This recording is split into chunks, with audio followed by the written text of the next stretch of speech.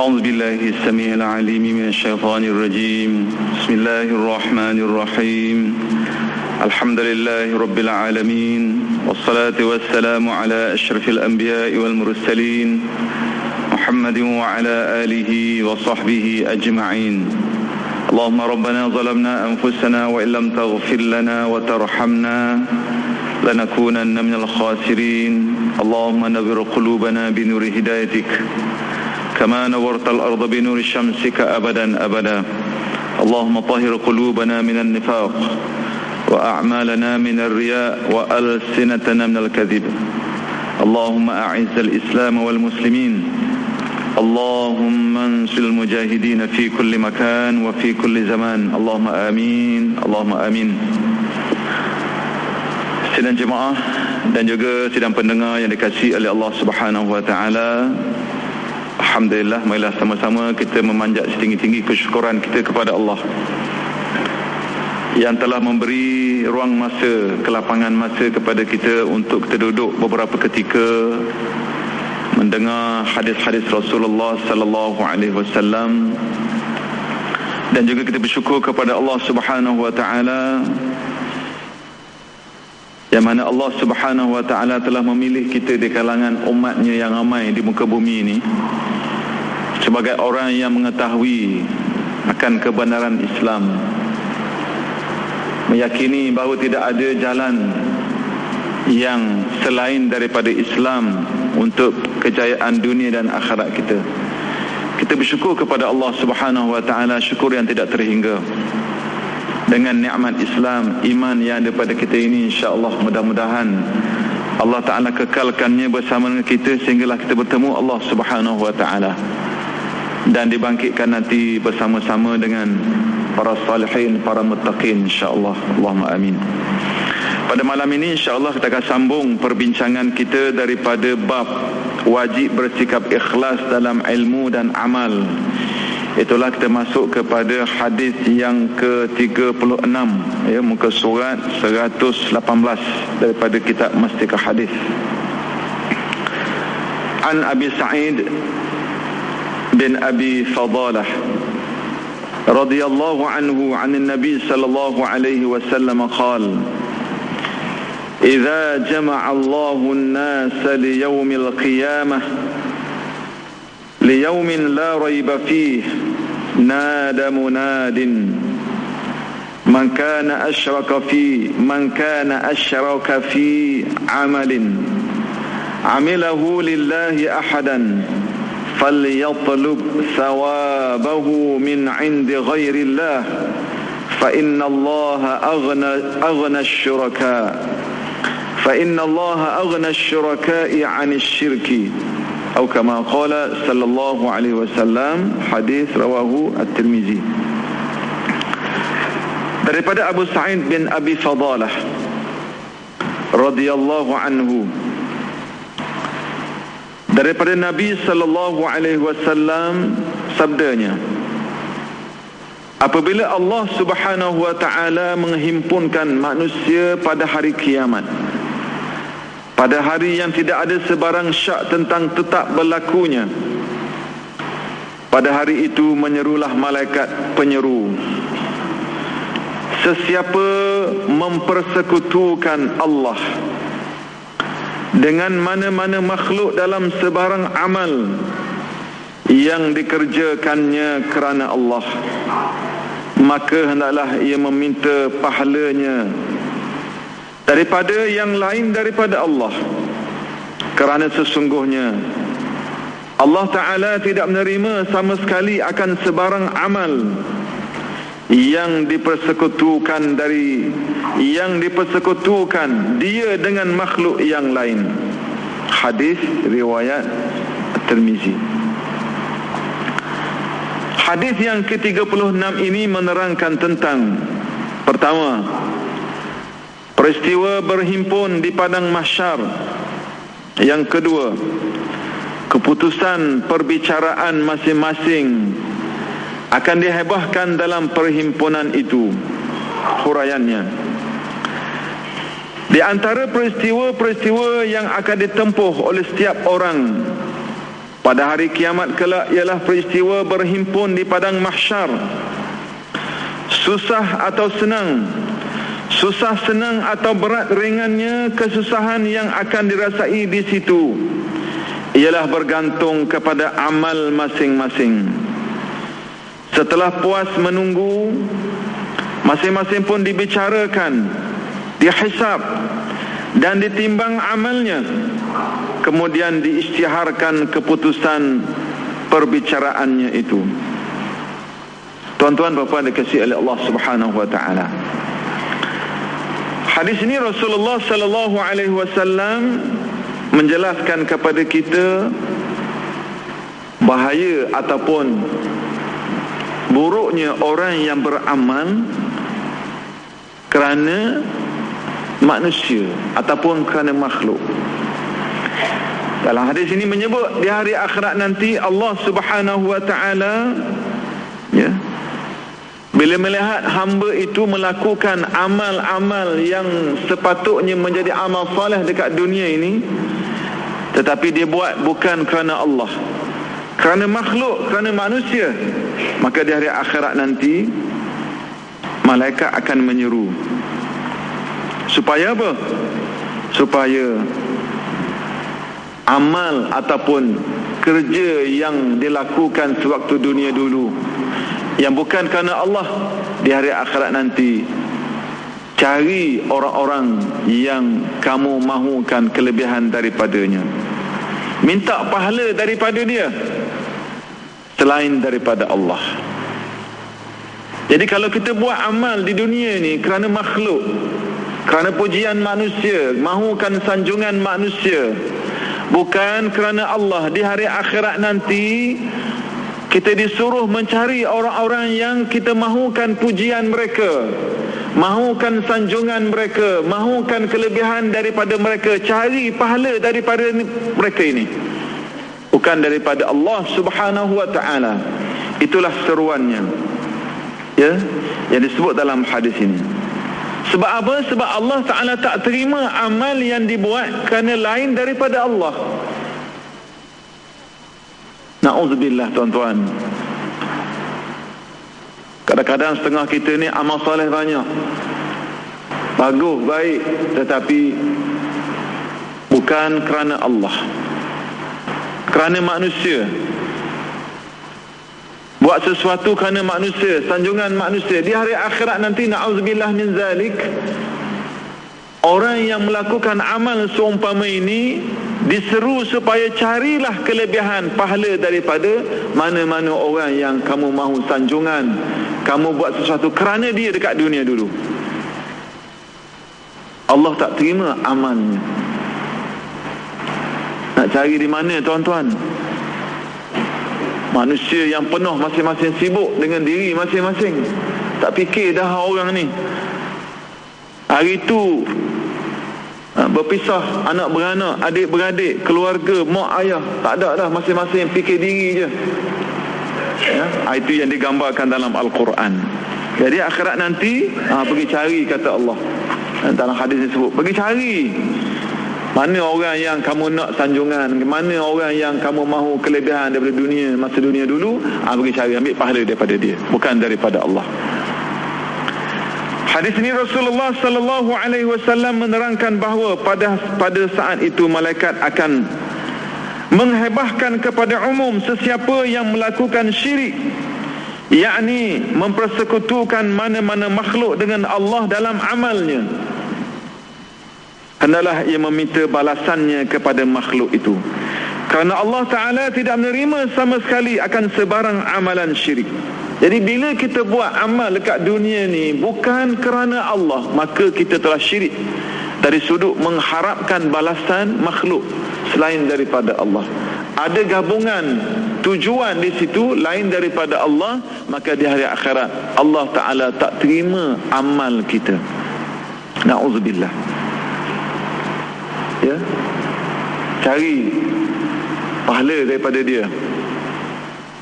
Amal ibadat kerana manusia, cari manusia tu di akhirat. Sedekah, cadang sedekah jariah kita buat supaya orang sanjung, orang puji kita baik, kita jujur, dermawan, pemurah. Cari manusia tu di hari akhirat, apa pahalakan daripada dia, dapat pahala daripada dia, bukan daripada Allah. Ya, melakukan kebajikan-kebajikan, tolong orang, buat kebajikan, tolong sana, tolong sini, beramal dengan amal-amal yang dikaitkan dengan amal soleh, bukan kerana Allah, kerana orang tertentu.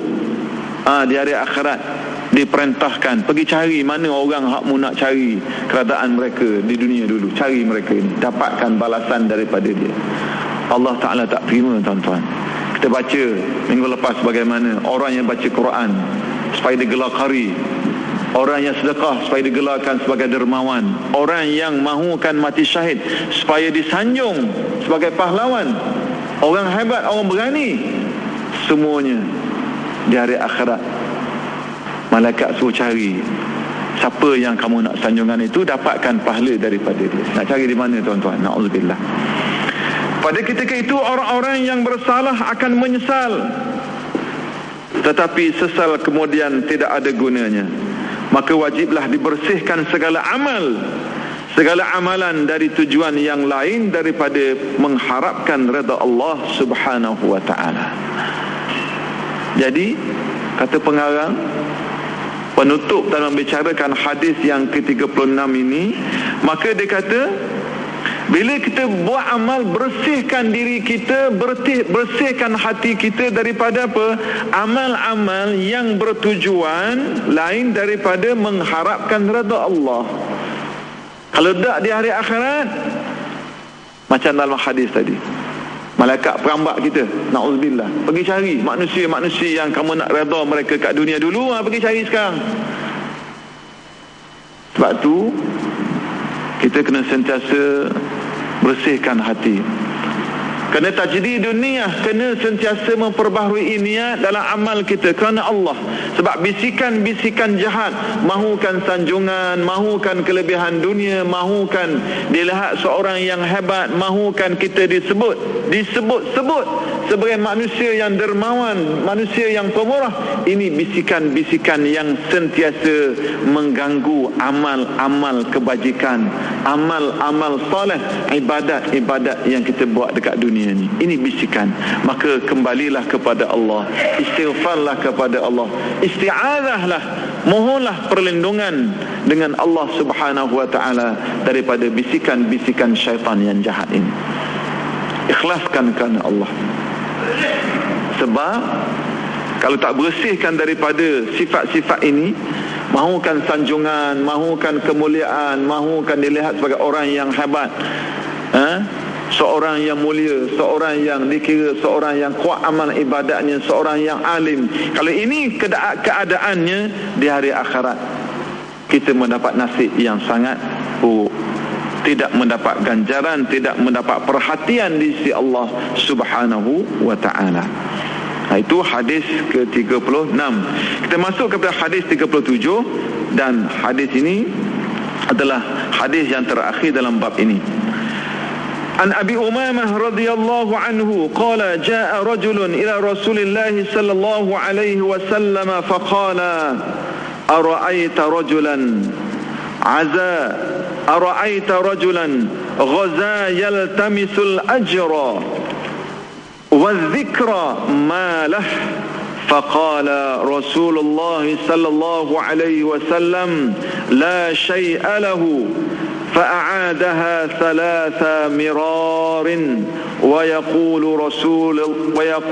رسول الله صلى الله عليه وسلم لا شيء له ثم قال صلى الله عليه وسلم إن الله عز وجل لا يقبل من العمل إلا ما كان له خالصا وابتغي به وجهه رواه أبو داود والنسائي أو كما قال صلى الله عليه وسلم. Daripada Abu Umamah, daripada Abu Umamah radhiyallahu anhu, katanya seorang lelaki telah datang menghadap Rasulullah sallallahu alaihi wasallam lalu bertanya, "Ya Rasulullah, bagaimana hukum seseorang yang pergi berperang untuk mencari pahala dan nama yang terpuji. Apa yang akan didapatinya? Maka Rasulullah sallallahu alaihi wasallam menyatakan kepadanya dengan bersabda, orang yang tidak beroleh sebarang pahala, orang itu tidak beroleh sebarang pahala. Ya, jawab Nabi SAW, orang itu tidak beroleh sebarang pahala. Si penanya mengulangi pertanyaan 3 kali. Tanya lagi, maksudnya tanya lagi. Dan Rasulullah sallallahu alaihi wasallam tetap menjawab, orang itu tidak beroleh sebarang pahala. Akhirnya baginda bersabda, sesungguhnya Allah Azza wa Jalla tidak menerima sebarang amal melainkan yang dikerjakan untuk semata-mata dan dengan tujuan untuk mendapat keredaannya. Hadis yang diriwayatkan oleh Abu Daud dan Nasa'i. Hadis yang ke-30. Hadis yang ke-37 ini menerangkan bahawa sebarang amal yang dikerjakan bukan kerana Allah, tidak ada nilainya di sisi Allah Subhanahu wa taala.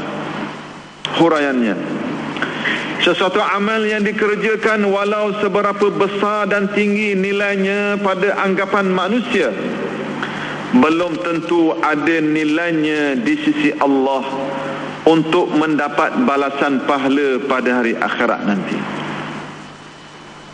Jadi hadis ni dia beritahu kepada kita, ya, walaupun amal itu manusia nampak hebat, ya, kalau dikerjakan zahirnya, di sisi Allah belum tentu hebatnya kalau orang itu tidak memenuhi keperluan yang dituntut dalam melakukan amal soleh tadi. Dalam hadis ini Rasulullah sallallahu alaihi wasallam menyatakan hukum perkara itu kepada orang yang bertanya mengenai seorang yang berjuang di medan perang dengan tujuan untuk mendapat pahala dan nama yang terpuji sebagai pahlawan yang gagah berani. Baginda menyatakan bahawa orang itu tidak beroleh sebarang pahala.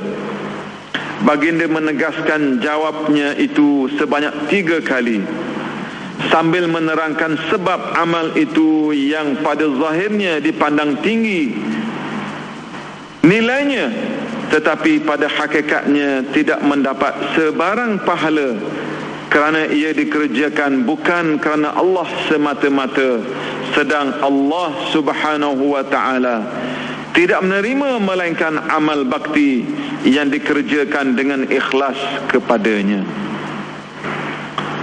Dalam hadis ini Rasulullah sallallahu alaihi wasallam beritahu kepada kita bagaimana amal tu kalau tidak kerana Allah, amal tadi ditolak. Kisahnya apabila seorang sahabat jumpa Nabi, ya, Rasulullah bagaimana bila ada orang yang berperang, ya, dia berperang kerana berjuang di jalan Allah Subhanahu wa taala untuk cari pahala. Ghaza yaltamisul ajra, dia berperang nak dapat al-ajr, pahala. Dalam masa yang sama dia nak juga az-zikr, supaya nama dia disebut sebagai orang yang hebat, orang yang berjuang, namanya dikenal sebagai pejuang. Nak pahala dalam masa yang sama supaya disebut-sebut namanya sebagai pejuang, sebagai pahlawan. Apa Rasulullah kata? La syai'alah, dia tak dapat benda pun, tak ada pahala bagi dia. Laisa lahul ajr, tidak ada pahala bagi dia. Sahabat tanya lagi soalan yang sama, bagaimana kalau orang berperang nak dapat pahala dan nak dapat nama? Tanya lagi, Nabi jawab sama, tak ada benda bagi dia, tak ada kebaikan, tidak ada kebajikan. Tanya lagi sahabat lagi buat kali yang ketiga, bagaimana Rasulullah kalau orang berperang nak dapat pahala, nak dapat nama? Rasulullah kata tak dapat apa, Dan akhir surah jawab, dia kata apa? Allah Subhanahu wa ta'ala, sesungguhnya innallaha azza wa jalla la yaqbalu minal amal, sesungguhnya Allah Subhanahu wa ta'ala, Allah azza wa jalla tidak terima daripada amal-amal malaikat khalisan, ikhlas kerana Allah, wa batughiya bihi wajh, iaitulah mencari redanya sahaja, lain pada itu tak ada. Ya, nak dapat sanjungan manusia, walaupun buat benda baik, berjuang di jalan Allah, menegakkan agama Allah Subhanahu wa ta'ala, mati syahid, mungkin dapat pahala dari sudut zahirnya, tapi di sisi Allah tak dapat apa. Sekiranya seseorang itu buat amal yang hebat tadi, berjuang di jalan Allah Subhanahu wa ta'ala, pertahankan kesucian agama ini, tapi bukan kerana Allah, mahukan disebut-sebut namanya sebagai seorang pahlawan, maka kata Rasulullah sallallahu alaihi wasallam, la syai'a lahu, tidak ada sesuatu apa pun baginya. Maknanya Tuhan tak terima amalnya. Zahir nampak hebat, berjuang pertahankan agama, Masya Allah, hebat. Jadi kalau kita bawa kepada amal harian hari ini, seorang tu pertahankan agama, seorang tu berjuangkan agama, ya, supaya kata dia sebagai pendakwah yang hebat, orang kata dia seorang yang da'i ila Allah, berjuang berdakwah kepada Allah Subhanahu wa ta'ala, mematahkan hujah-hujah musuh Islam supaya dianggap seorang pendakwah, seorang penghujah yang hebat, pertahankan agama. Berdasarkan hadis ini, tidak ada nilainya di sisi Allah Subhanahu wa ta'ala kalau dia buat sesuatu tu nak mencari sanjungan dan supaya disebut-sebut oleh manusia. Sebab tu seorang pendakwah ikhlaskan diri, seorang pejuang sentiasa ikhlaskan diri dan beristighfar kepada Allah dengan apa yang dia buat. Ya, kadang-kadang bila kita buat benda yang baik, kita berjaya dalam dakwah, ada perubahan dalam diri kita, orang nampak, dalam keluarga kita orang nampak, dalam masyarakat sekitar kita orang nampak perjuangan kita pertahankan Islam ini. Kadang-kadang berbagai-bagai orang bagi kepada kita, sanjungan orang bagi, anugerah bagi, tokoh tu, tokoh ni macam-macam orang bagi. Maka apa saja sanjungan, apa saja gelaran, apa saja tokoh yang orang bagi kepada kita, sepatutnya dan sewajibnya tidak merosakkan keikhlasan kita kepada Allah. Ini kena jaga hati ni. Penyakit hati ni tuan-tuan, penyakit yang sangat rumit. Kadang-kadang bisikan-bisikan jahat itu tuan dia sendiri pun tak perasan. Itu adalah bisikan-bisikan yang boleh merosakkan amal solehnya. Kadang-kadang boleh merosakkan niat ikhlasnya kepada Allah Subhanahu wa ta'ala. Jadi kita peringatlah sama-sama, ya, dalam amal yang kita buat, dalam kita memenuhi tanggungjawab sebagai pendakwah, memenuhi tanggungjawab al-amru bil ma'ruf wan nahyu 'anil munkar, ajak orang buat baik, cegah orang melakukan kemungkaran. Kita kena sentiasa mengikhlaskan diri kepada Allah, walaupun manusia tak sanjung, walaupun manusia caci, tapi yang kita mencarinya ialah redha Allah Subhanahu wa ta'ala. Okey, sekarang kita masuk kepada bab yang baru, itulah bab yang ke-10 daripada kitab Mastikah Hadis ini, iaitulah nilai segala amal berdasarkan niat. Firman Allah Subhanahu wa ta'ala, maksudnya sesiapa yang berusaha dengan tujuan mahukan kehidupan dunia dan perhiasannya, kami akan sempurnakan hasil usaha mereka dunia ini. Surah Hud ayat yang ke-15. Cuba tengok mana ayat, tengok ayat ni, ya. Surah Hud muka surat 15, ayat 15. Kalau Quran ni biasa tu muka surat 2, 2, 3, ya. Baik, apa kata Allah? Man kana yuridul hayatad dunya wa zinataha nuwaffi ilaihim a'malahum fiha wa hum fiha la yubkhasun. Kalau ikut makna terjemahannya, barang siapa menghendaki kehidupan dunia dan perhiasannya, pasti kami berikan balasan penuh atas pekerjaan mereka di dunia dengan sempurna, dan mereka di dunia tidak akan dirugikan, kata Allah. Siapa yang cari dunia, siapa yang mahukan kehidupan dunia dan perhiasannya, kata Allah, kami akan bagi. Nuwaffi ilaihim a'malahum fiha. Ya, kami akan bagi. Ya, beri balasan penuh dekat dunia ni. Kemudian kita tengok ayat selepas tu, dia kata apa? Ulaika alladhina laysa lahum fil akhirati illa an-nar wa habita ma sana'u fiha wa batilun ma kanu ya'malun. Itulah orang-orang yang tidak memperoleh sesuatu di akhirat kecuali neraka, dan sia-sialah di sana apa yang telah mereka usahakan di dunia, dan terhapuslah apa yang telah mereka kerjakan. Ayat 15, ayat 16 surah Hud ini dia cerita kepada kita orang yang melakukan amal dekat dunia ni, cari dunia semata-mata, tak fikir akhirat.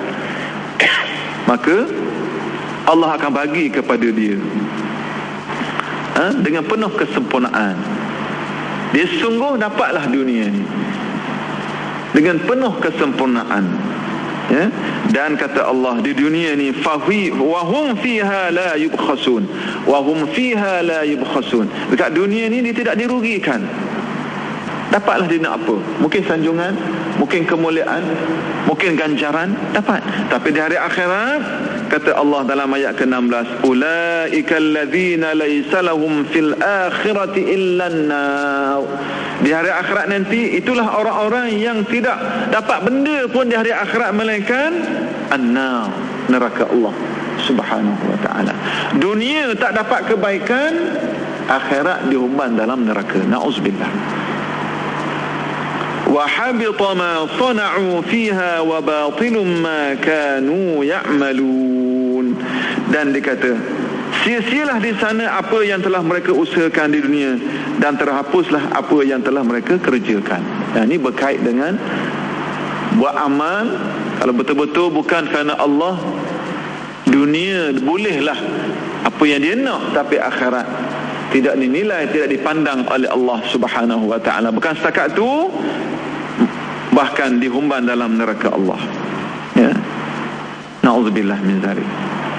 Itu ayat 15 dan 16 yang diketengahkan oleh pengarang daripada surah Hud. Kemudian dalam mukaddimah ni lagi, dalam bab ini dibawa seterusnya, iaitulah surah Asy-Syura ayat 20. Itulah artinya, sesiapa yang berusaha dengan tujuan mahukan faedah akhirat, mahukan faedah akhirat, kami akan memberinya mendapat tambahan kepada faedah yang ditujunya itu. Ini ayat 20 daripada surah Asy-Syura. Ya. Apa ayatnya tuan-tuan? Kalau kita perhati,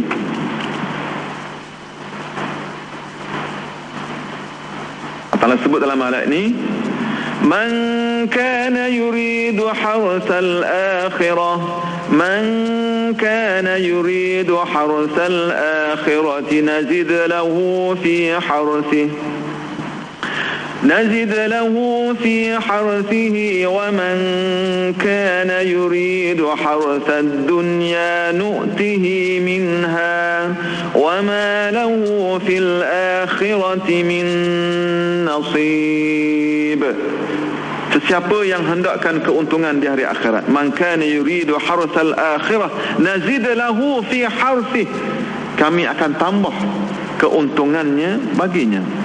Tetapi wa man kana yuridu harsad dunya, kata Allah, siapa yang hendakkan keuntungan di dunia, nu'tihi minha, kami bagi juga kepadanya sebahagian daripada keuntungannya. Wa ma lahu fil akhirati min nasib, tetapi di hari akhirat dia tidak akan mendapat bahagian untuk dia. Jadi orang yang cari dunia ni semata-mata, Orang yang nak mencari akhirat, orang yang nak cari akhirat, kami akan bagi tambah keuntungan ni, kata Allah. Nazid lahu fi harsi, kami akan tambah. Tetapi orang yang nak cari dunia, keuntungan dunia semata-mata, maka dia kata kami berikan sebahagian daripadanya dunia, tapi akhirat tak ada. Orang yang betul-betul cari akhirat, kami akan bagi tambah kebaikan pada dia, keuntungan baginya. Tapi orang yang cari dunia, kami berilah sebahagian, tapi akhirat tak ada benda yang dia dapat. Jadi kita bila kita cari akhirat, insya-Allah dunia itu akan diberikan oleh Allah Subhanahu wa taala kebaikannya. Ini ayat yang kedua cuba diketengahkan ataupun telah diketengahkan oleh pengarang dalam bab yang ke-10 ini yang berkait dengan niat. Kemudian seterusnya dibawa surah yang seterusnya lagi lah, surah An-Nisa ayat 114. Dan sesiapa yang berbuat demikian dengan tujuan mendapat keredaan Allah, maka sudah tentu kami akan memberi pahala kepadanya yang besar. Okey. Ayat daripada surah An-Nisa ini 114 ya. Apa kata Allah? Ayat ni ambil sebahagian. Sebenarnya kalau ikut ayat penuhnya berbunyi, la khaira fi katsirin min najwahum illa man amara bi sadaqatin aw ma'rufin aw islahin bainan nas wa man yaf'al dhalika ibtigha'a mardatillah fasawfa nu'tihi ajran 'azima. 114 daripada surah An-Nisa. Tidak ada kebaikan dari banyak perbicaraan rahsia mereka kecuali pembicaraan rahsia daripada orang yang menyuruh orang bersedekah atau berbuat kebaikan atau mengadakan perdamaian di antara manusia. Sesiapa yang melakukan demikian kerana mencari keredaan Allah Subhanahu wa taala, maka kelak kami akan memberinya pahala yang besar. Jadi dalam ayat ini dia cerita kepada kita orang yang nak cari redha Allah, ya, dalam melakukan amal-amal kebaikan. Dan kalau ikut ayat ini, orang yang berbisik-bisik, ya, najwahum, orang yang berbicara bisik-bisik, tidak ada kebaikan kepada dia, melainkan menyeru kepada apa? Perkara-perkara yang berkait dengan apa? Sedekah atau kebaikan, amara bi sadaqatin aw ma'rufin, benda-benda baik, aw islahin bainan nas, ataupun nak perbetulkan perdamaian antara manusia. Orang yang melakukan perkara ini akan mendapat kebaikan yang fasawfa nu'tihi ajran 'azima, kata Allah. Bila orang buat itu kerana cari redha Allah, ibtigha' mardatillah, kata Allah, cari redha Allah Subhanahu wa taala, maka Allah Taala akan bagi kepada orang ini ajran azima, ganjaran yang besar. Bukan sekadar ganjaran, bukan sekadar kebajikan biasa, tapi disebut dalam ayat ini ajran azima, balasan ganjaran yang besar, yang hebat, yang agung di sisi Allah Subhanahu wa taala. Apa kuncinya? Apa kelebihannya? Kerana dia mencari redha Allah dalam amalnya, bukan redha-redha yang dikaitkan dengan keduniaan yang bersifat sementara. Baik, kita baca hadis seterusnya lagi, itulah daripada 38. عن عمر بن الخطاب رضي الله عنه قال سمعت رسول الله صلى الله عليه وسلم يقول إنما الأعمال بالنيات وإنما لكل امرئ ما نوى فمن كانت هجرته إلى الله ورسوله فهجرته إلى الله ورسوله ومن كانت هجرته إلى دنيا يصيبها أو امرأة ينكحها فهجرته إلى ما هاجر إليه رواه البخاري ومسلم أو كما قال صلى الله عليه وسلم. Daripada Umar bin Al-Khattab radhiyallahu anhu, katanya, aku ada mendengar Rasulullah sallallahu alaihi wasallam bersabda, segala amal, yakni gerak-geri anggota zahir manusia yang disengajakan, tidak berlaku melainkan dengan adanya sesuatu niat, adanya satu-satu niat. Dan sesungguhnya tiap-tiap seseorang hanya akan beroleh balasan berdasarkan niatnya. Dengan asas yang tersebut, sesiapa yang berhijrah dengan tujuan mencari keredaan Allah dan Rasulnya, maka hijrahnya itu menyampaikannya kepada balasan baik, itulah kepada Allah Subhanahu wa ta'ala dan Rasulnya. Dan sesiapa yang berhijrah dengan tujuan mendapat faedah dunia atau dengan tujuan hendak berkahwin dengan seorang perempuan, maka hijrahnya itu hanya menyampaikannya kepada apa yang ditujunya itu sahaja. Hadis Bukhari dan juga Muslim. Hadis yang ke-38 ini menerangkan nilai segala amal berdasarkan niat. Huraiannya, perkataan niat berarti pertama, tujuan yang membangkit dan menggerakkan hati seseorang hendak melakukan sesuatu perkara yang tertentu. Kedua, perasaan berbangkitnya dan tergeraknya hati hendak melakukan perkara itu. Ini dua pengertian yang dibawa oleh pengarang, pengertian yang dikaitkan dengan perkataan niat. Ya. Seterusnya lagi, pengertian yang pertama menjadi asas untuk menilai baik buruknya perkara yang hendak dilakukan itu. Pengertian yang kedua pula menjadi asas untuk diiktiraf dan dikira perkara yang dilakukan itu. Jadi niat ni ada dua makna. Ya, yang pertama, tujuan dia ialah untuk menggerakkan hati, bangkitkan hati, hendak buat satu perkara.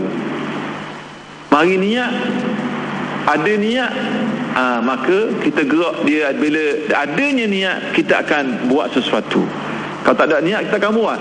Jadi bermula dengan niat. Yang kedua, perasaan bangkitkannya menggerak hati melakukan perkara itu. Mana timbul perasaan. Jadi tujuan yang keduanya ialah untuk dinilai.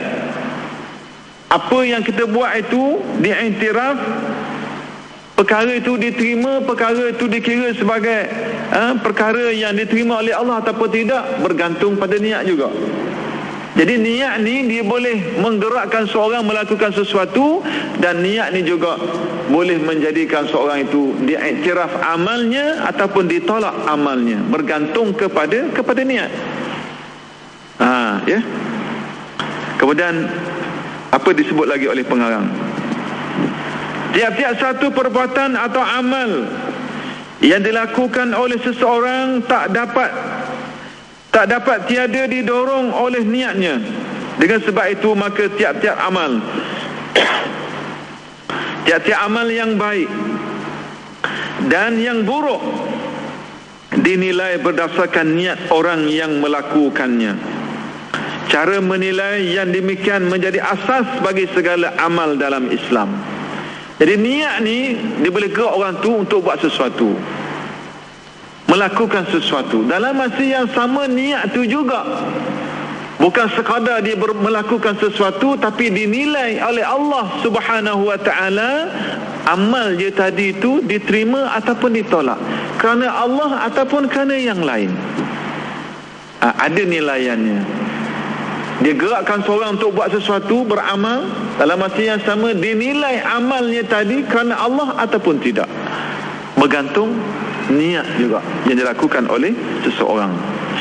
Menurut asas yang tersebut, maka satu-satu amal yang dikerjakan oleh dua orang dengan dorongan dua niat yang berlainan, maka nilainya dikira berlainan pula. Jadi kalau ada niat, ada dua orang yang niat, satu niatnya baik, satu niatnya tidak baik, amal sama, tolong orang, dua-dua tolong orang, tapi satu tolong kerana manusia sanjungan dunia semata-mata, yang seorang tak kisah dunia, tak kisah sanjungan, tak kisah cacian, tapi yang penting adalah kerana Allah Subhanahu wa taala, mencari redha Allah Subhanahu wa taala dengan pertolongan itu, maka natijahnya, hasilnya adalah dua benda yang berbeza.